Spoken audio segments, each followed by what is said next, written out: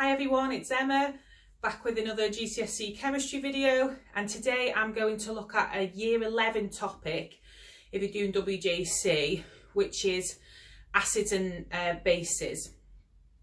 You will have probably done this. I think every school does this in year 7 also. So we're building on the information that you've learned, so you should remember the word acid. To be honest, you might not have heard the word base, so this is just a little introduction. In year 7, you would have been taught the pH scale, and I feel like when you're in year 7 they say it goes from 1 to 14, and now when in GCSE we're saying it's from 0 to 14, which is silly really that they're teaching it in different ways. But what it is, so let's say that we say, I'm just going to do it like this so it's not, we say that the scale goes from 0 to 14. You can't actually get a pH of 0, but you can get a pH of lower than 1. So you can get 0.5. So that is why there's different textbooks have got, some from got it from 1 to 14, some have got it from 0 to 14. So 7, most people will remember from year 7 that when you have a pH, so it's a small p, capital H, when a substance, so a liquid or something, has a pH of 7, it's known to be neutral. And neutral means it's not an acid and it's not a base. In year 7 also, it probably would have been called alkalis to you, acids and alkalis. And you can, if you're doing foundation, just think of base as the same as alkali. What it is, there's a slight difference between a base and an alkali. So everything with a pH of above 7 is a base. Everything is a base. But if the base is soluble in water, it's known as an alkali.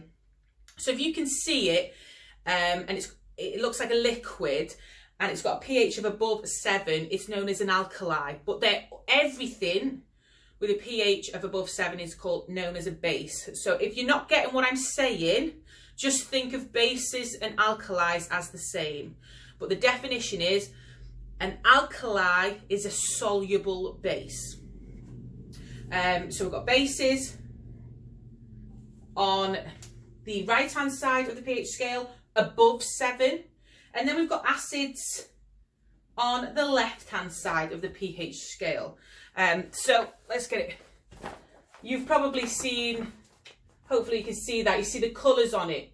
The colours aren't the scale, the numbers are the scale, but the colours represent the colour of a universal indicator when you put it into different pHs.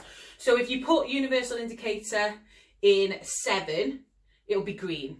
If you put it in a 1 or a 2, it will be red. If you put it in a 12 or a 13, it'd be like a purple. So the colours aren't the scale, the numbers are the scale.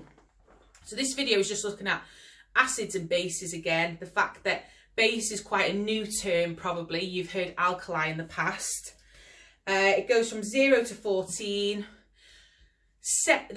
If you've got the 7 in the middle, so the substance, so is that a 7? Or is that the wrong way around? No, it is a 7. That's a 7. That is a 7. So if you've got a substance that's got a pH of 7 and it's neutral, this is usually water. Water, pure water, is neutral.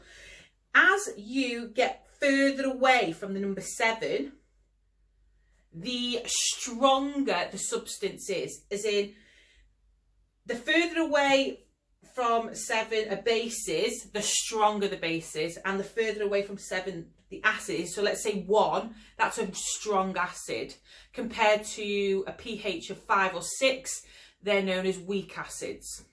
And the same on the other side. So a pH of 9 is a pretty weak base, and then a pH of 13, 14 is a strong base.